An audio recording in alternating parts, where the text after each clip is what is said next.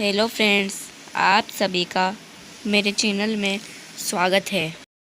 आज मैं आपको कक्षा 10 की सामाजिक विज्ञान की पाठ्यपुस्तक समकालीन भारत 2 का अध्याय 1 संसाधन एवं विकास वो उसका परिचय कराने वाला हूँ। सर्वप्रथम हम देखेंगे कि संसाधन किसे कहते हैं। तो इसकी परिभाषा है हमारे पर्यावरण में उपलब्ध प्रत्येक वस्तु जो हमारी आवश्यकताओं का पूरा करने में प्रयुक्त की जा सकती है, अर्थात जो हमारी आवश्यकताओं को पूरा कर सकती है और जिनको बनाने के लिए प्रौद्योगिकी यानी तकनीकी उपलब्ध है और जो आर्थिक रूप से संभाव्य और सांस्कृतिक रूप से मान्य है, एक संसाधन है। तो यह इसकी परिभाषा है। मैं आशा करता हूँ कि आपको ये समझ आई होगी। आप इसका स्क्रीनशॉट लीजिए जिससे कि आप इसे बाद में भी देख सकें। अब हम प्रकृति, प्रौद्योगिकी एवं संस्थाओं के मध्य अंतर संबंध को समझेंगे। तो इसमें मानव प्रौद्योगिकी अर्थात तकनीकी द्वारा प्रकृति के साथ क्रिया करते हैं और अपने आर्थिक विकास की गति को तेज करने के लिए कई प्रकार की संस्थाओं का निर्माण करते हैं।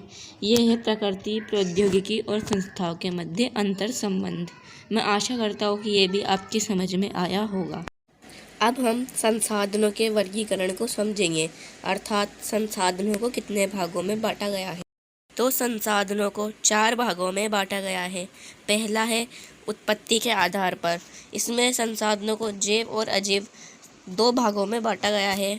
तो इनका हम अभी वर्णन समझेंगे। तो सबसे पहले है जैव संसाधन। तो इसकी परिभाषा है जिन संसाधनों की प्राप्ति यानी जिन संसाधनों को हम जीव मंडल से प्राप्त करते हैं और जिनमें जीवन व्याप्त होता है वह जैव संसाधन होते हैं। जैसे मनुष्य, वनस्पति, प्राणी और मछलियाँ, मत्स्य और पशु होते हैं। उनकी प्राप्ति किससे होती है? जैव मंडल से, और उनमें सभी में जीवन व्याप्त होता है। तो ये ऐसे संसाधन हम जैव संसाधन कहते हैं। दूसरा है अजैव संसाधन। तो वे सारे संसाधन जो निर्जीव वस्तुओं से बने हैं वे अजैव संसाधन कहलाते हैं, अर्थात जिनमें जीवन नहीं होता, जैसे चट्टानें और धातुएं आदि, इनमें जीवन नहीं होता, तो ये अजैव संसाधन। दूसरा है समाप्यता के आधार पर। तो समाप्यता के आधार पर संसाधनों को 2 भागों में बांटा गया है। पहला है नवीकरण योग्य संसाधन और दूसरा है अनवीकरण योग्य संसाधन। अब इनकी परिभाषा भी जान लेते हैं। तो सबसे पहले है नवीकरण योग्य संसाधन। इनमें वे संसाधन जिन्हें भौतिक, रासायनिक अथवा यांत्रिक प्रक्रियाओं द्वारा नवीकृत यानी उन्हें पुनः उत्पन्न किया जा सकता है, पुनः बनाया जा सकता है, वे नवीकरण योग्य या पुनः पूर्ति योग्य संसाधन कहलाते हैं। पुनः पूर्ति योग्य यानी जिनकी पूर्ति दोबारा हो सकती है। जैसे उदाहरण के लिए सौर ऊर्जा, पवन ऊर्जा, जल, वन एवं वन्य जीव। इन संसाधनों को सतत एवं प्रवाह दोनों संसाधनों में विभाजित किया जाता है। दूसरा है अनवीकरण योग्य संसाधन। तो इन संसाधनों का विकास एक लंबे भूवैज्ञानिक अंतराल में होता है और इसके उदाहरण हैं खनिज, जीवाश्म ईंधन आदि इन संसाधनों के उदाहरण हैं। इनको बनने में लाखों वर्ष लगते हैं क्योंकि ये ज़मीन के अंदर बनते हैं। इनमें से कुछ संसाधन जैसे धातुएं पुनः चक्रीय यानी इनको दोबारा चक्रित यानी दोबारा बनाया जा सकता है, और कुछ संसाधन जैसे जीवाश्म ईंधन अचक्रीय यानी ये एक बार प्रयोग के साथ ही खत्म हो जाते हैं, इसलिए ये इनको अचक्रीय संसाधन कहते हैं। तो ये है अनवीकरण योग्य संसाधन। मैं आशा करता हूँ कि आपको ये समझ में आ गया होगा। तीसरा है स्वामित्व के आधार पर। तो स्वामित्व के आधार पर संसाधनों को 4 भागों में बांटा गया है। पहला है व्यक्तिगत संसाधन, दूसरा है सामुदायिक संसाधन, तीसरा राष्ट्रीय संसाधन और चौथा है अंतर्राष्ट्रीय संसाधन। तो अब हम इनकी परिभाषा भी जान लेते हैं। सबसे पहले है व्यक्तिगत संसाधन। तो इसमें संसाधन निजी व्यक्तियों के स्वामित्व में होते हैं, यानी कुछ संसाधनों के मालिक कौन होते हैं? सिर्फ एक व्यक्ति। और बहुत से किसानों के पास सरकार द्वारा आवंटित भूमि भी होती है, यानी उनको भूमि किससे मिलती है? सरकार, और उनको भूमि के बदले क्या चुकाना पड़ता है? लगान या कर।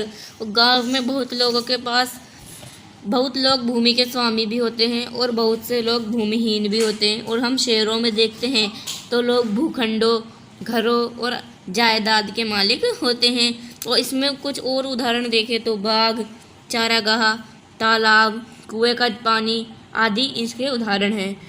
तो अब दूसरा है हमारा सामुदायिक संसाधन। तो ये संसाधन एक समुदाय के सभी सदस्यों को उपलब्ध होते हैं।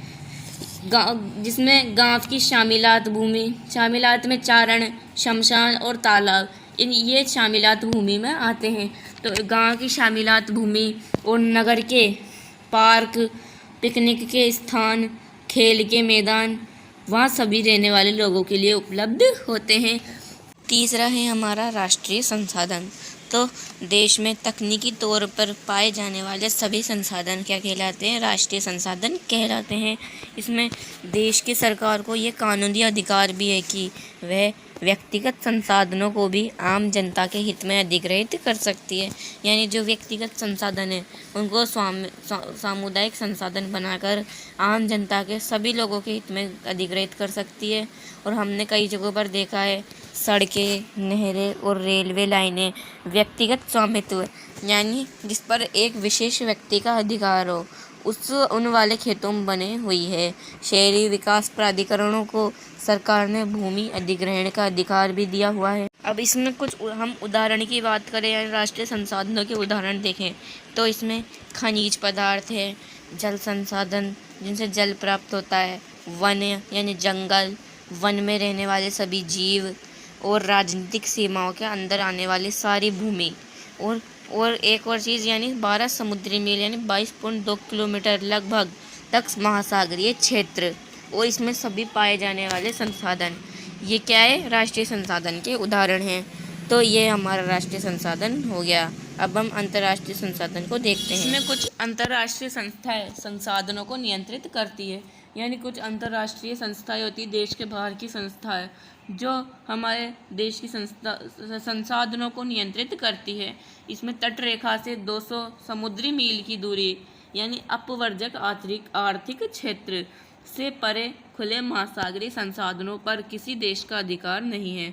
यानी जो अपवर्जक आर्थिक क्षेत्र है उस पर किसी भी देश का अधिकार नहीं है। तो इन संसाधनों को की देखरेख कौन करता है? अंतर्राष्ट्रीय संसाधन। और इनकी अंतर्राष्ट्रीय संसाधन संस्थाओं की सहमति के बिना इनका उपयोग भी नहीं किया जा सकता। तो ये अंतर्राष्ट्रीय संसाधन है। तो अब हमारे स्वामित्व के आधार पर भी यहाँ पर समाप्त हो जाते हैं। अब हम अगला देखेंगे जो है विकास के स्तर के आधार पर, यानी विकास के स्तर के आधार पर। तो इसमें भी संसाधनों को 4 भागों में बांटा गया है। पहला है संभावित संसाधन, दूसरा विकसित संसाधन, तीसरा भंडारित संसाधन और चौथा है संचित कोष। तो अब हम इनकी परिभाषा जानेंगे। तो सबसे पहले है संभावित संसाधन। तो ये वे संसाधन हैं जो किसी प्रदेश में विद्यमान होते हैं परंतु इनका उपयोग नहीं किया जा सकता। यानी ये किसी राज्य में स्थित है, किसी क्षेत्र में स्थित है लेकिन इनका किसी प्रकार से उपयोग नहीं किया जा रहा। और इनका उदाहरण में देखें तो भारत के पश्चिमी भाग में विशेषकर राजस्थान और गुजरात, पश्चिम में क्या है? राजस्थान और गुजरात, इनमें विशेषकर पवन और सौर ऊर्जा संसाधनों की अपार संभावना है। यानी इन राज्यों में सौर एवं पवन ऊर्जा बहुत सारे उपलब्ध है लेकिन इनका सही ढंग से उपयोग नहीं किया जाता। तो ये कैसे संसाधन कहलाते हैं? संभावित संसाधन। यानी इनका उपयोग संभव है लेकिन अभी तक इनका उपयोग नहीं किया जा रहा। दूसरा है हमारा विकसित संसाधन। तो ये वे संसाधन होते हैं जिनका सर्वेक्षण किया जा चुका है और उनके उपयोग की गुणवत्ता और मात्रा निर्धारित की जा चुकी है, विकसित संसाधन कहलाते हैं। इसमें संसाधनों का विकास प्रौद्योगिकी और उनकी संभाव्यता के स्तर पर निर्भर करता है। यानी इनका जो विकास है वो तकनीकी यानी प्रौद्योगिकी और उनकी संभाव्यता के स्तर पर निर्भर करता है। तीसरा है भंडारी संसाधन। तो पर्यावरण में उपलब्ध वे पदार्थ जो मानव की आवश्यकताओं को पूरा कर सकते हैं परंतु उपयुक्त प्रौद्योगिकी के अभाव में उसकी पहुंच से बाहर है। यानी जो अभी प्रौद्योगिकी तकनीकी उपलब्ध है उसकी पहुँच से वे बाहर है, वे भंडारी संसाधन कहलाते हैं। जैसे उदाहरण में देखें तो जल 2 गैसों हाइड्रोजन और ऑक्सीजन का यौगिक है। यानी जल किस किस से मिलकर बना है? हाइड्रोजन और ऑक्सीजन। और हमने देखा हाइड्रोजन ऊर्जा का मुख्य स्रोत भी बन सकता है, यानी ये भविष्य में ऊर्जा का मुख्य स्रोत बन सकता है। अभी तक ये ऊर्जा का मुख्य स्रोत नहीं है। तो ये है हमारे भंडारी संसाधन। अब इसमें जो लास्ट एवं अंतिम है वह है संचित कोष, यानी ये संसाधन भंडार का हिस्सा है। यानी जो अभी हमने तीसरे नंबर पर पढ़ा भंडारी संसाधन, ये उसका हिस्सा है जिन्हें उपलब्ध तकनीकी ज्ञान की सहायता से प्रयोग में लाया जा सकता है। यानी इनको तकनीक यानी प्रौद्योगिकी की सहायता से उपयोग में लाया जा सकता है, परंतु अभी इनका उपयोग प्रारंभ नहीं हुआ है, यानी इनको अभी प्रारंभ नहीं किया गया है। इनका उपयोग भविष्य में आवश्यक पूर्ति के लिए किया जा सकता है। नदियों के जल को विद्युत पैदा करने में प्रयुक्त किया जा सकता है, यानी नदियों का जल है उससे बिजली बनाई जा सकती है, परंतु वर्तमान समय में इसका उपयोग सीमित पैमाने पर ही हो रहा है। यानी इनका उपयोग तो हो रहा है लेकिन बिल्कुल सीमित हो रहा है, बिल्कुल कम। इस प्रकार बांधों में जल, वन आदि संचित कोष है जिनका उपयोग भविष्य में किया जा सकता है। यानी इस प्रकार बांधों में जल, वन आदि संचित कोष है जिनका उपयोग भविष्य में किया जा सकता है। यानी उनका उपयोग अभी नहीं किया गया है, उनका उपयोग भविष्य में किया जाना संभव है। तो आज हम इनके प्रकारों को ही जानेंगे। अगली वीडियो में हम आगे की कहानी जैसे संसाधनों का विकास, संसाधन नियोजन की प्रक्रिया, भारत में संसाधन नियोजन किस प्रकार है, भू संसाधन आदि चीज़ें हम अगली वीडियो में जानेंगे। तो ये वीडियो यदि आपको पसंद आई तो इस वीडियो को लाइक ज़रूर करना और इस चैनल को सब्सक्राइब करके नोटिफिकेशन बेल आइकन भी ज़रूर दबाना, जिससे कि मेरी आने वाली वीडियोज आप सभी को मिल जाए। तो धन्यवाद और मेरे चैनल को सब्सक्राइब ज़रूर करना।